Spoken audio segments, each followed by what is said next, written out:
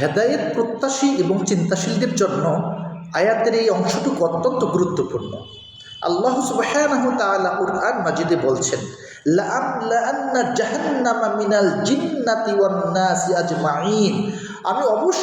আমি অবশ্যই জিন এবং মানুষ দিয়ে জাহান্নামকে পরিপূর্ণ করে ফেলব, জাহান্নামটাকে ভরে ফেলব। একটু চিন্তা করুন, জাহান্নামের গভীরতা এত বিশাল, এটা পরিপূর্ণ করতে কি পরিমাণ জিন এবং মানুষ দরকার। এই হাদিসটি শুনলে কিছুটা হয়তো আপনি অনুমান করতে পারবেন। আল্লাহ তাআলা রসুল মুহাম্মদ সাল্লাল্লাহু আলাইহি ওয়াসাল্লাম একদিন সাহাবীদেরকে নিয়ে বসে রয়েছেন। হঠাৎ করে একটা বিকট আওয়াজ, শব্দ তারা শুনতে পেলেন।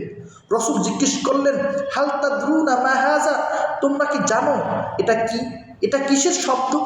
সাহাবীরা বললেন, এটা আল্লাহ ও তার রসুল ভালো জানেন।